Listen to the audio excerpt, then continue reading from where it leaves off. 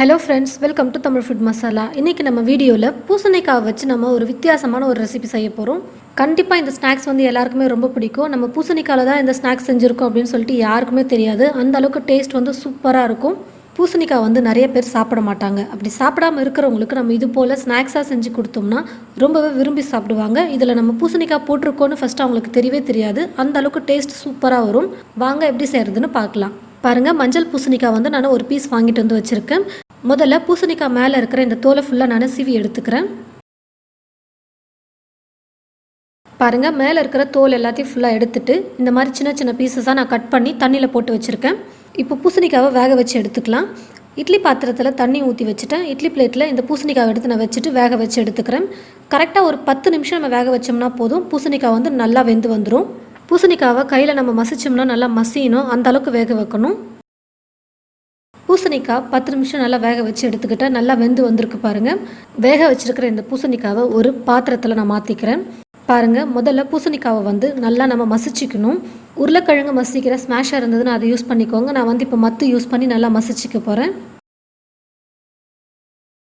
இது போல் நல்லா மைய மசிச்சு எடுத்துக்கணும். இது கூட வந்து இப்போ நான் கார்ன்ஃப்ளவர் சேர்த்துக்கிறேன். இந்த ஸ்பூனில் நல்லா கோபுரமாக ஒரு 3 ஸ்பூன் அளவுக்கு நான் கார்ன்ஃப்ளவர் சேர்த்துக்க போகிறேன். 3 ஸ்பூன் கடலை மாவு இதே ஸ்பூனில் சேர்த்துக்கிறேன். சீரகம் கொஞ்சம் சேர்த்துக்கிறேன். கொஞ்சம் நிறைய கொத்தமல்லி எடுத்து நான் நல்லா பொடியை கட் பண்ணி வச்சுருக்கேன், அதையும் சேர்த்துடுறேன். 2 பச்சை மிளகாவை எடுத்து ரொம்ப குட்டி குட்டியாக நான் கட் பண்ணி வச்சுருக்கேன், அதையும் சேர்த்துக்கிறேன். ரொம்ப குட்டி குட்டியாக கட் பண்ணி சேர்த்தோம்னா சாப்பிடும்பொழுது எடுத்து போட்டு சாப்பிட வேணாம். அப்படி நம்ம பச்சை மிளகாவோடு சாப்பிட்லாம்.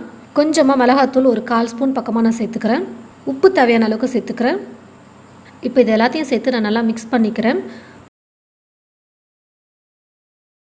பூசணிக்காவை வேக வச்சு எடுத்ததுனால அதில் ஈரப்பதம் இருக்கிறதுனால தண்ணியெல்லாம் எதுவும் ஆட் பண்ண வேணாம். நமக்கு அதுவே கரெக்டாக இருக்கும். ஒரு வேளை ரொம்ப இலக்கமாக இருந்ததுன்னா கொஞ்சமாக நீங்கள் கடலை மாவு எக்ஸ்ட்ரா ஆட் பண்ணிக்கோங்க. நான் வந்து இப்போ எதுவுமே ஆட் பண்ணலை, எனக்கு கரெக்டாக இருக்குது. பாருங்கள், மாவு இந்த பதத்துக்கு இருந்ததுனா தான் நம்ம எண்ணெயில் போட்டு பொரிச்சு எடுக்கிறதுக்கு கரெக்டாக இருக்கும். இது போல் ஒரு கவர், அப்படி இல்லைனா எண்ணெய் கவர் கூட நீங்கள் எடுத்துக்கலாம். கவருக்குள்ளே நம்ம மிக்ஸ் பண்ணி வச்சுருக்கிற மாவை வந்து நம்ம உள்ளே போட்டுக்கலாம்.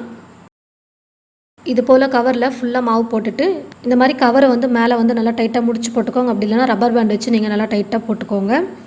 கவருக்கு முனையில் வந்து கொஞ்சமாக லைட்டாக கட் பண்ணிக்கலாம். உங்களுக்கு எந்த அளவுக்கு மொத்தமாக வேணுமோ அந்த அளவுக்கு நீங்கள் மொத்தமாக கட் பண்ணிக்கோங்க.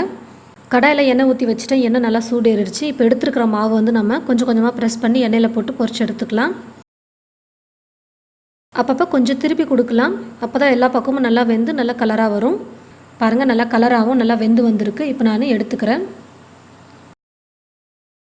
இப்போ நான் வந்து எண்ணெய் கவரில் மாவு ஆட் பண்ணி நீளமாக போட்டு எடுக்கிறேன். நீங்கள் நார்மல் கவரும் யூஸ் பண்ணலாம், அப்படிலாம் எண்ணெய் கவரும் யூஸ் பண்ணலாம். உங்களுக்கு என்ன ஷேப்பில் வேணுமோ அது போல நீங்கள் செஞ்சுக்கலாம்.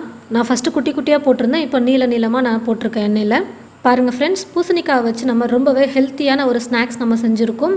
இந்த ஸ்நாக் நீங்களும் உங்கள் வீட்டில் செஞ்சு பாருங்கள். செஞ்சு பார்த்துட்டு எப்படி இருக்குன்னு மறக்காமல் கமெண்ட் பாக்ஸில் வந்து கமெண்ட் பண்ணுங்கள்.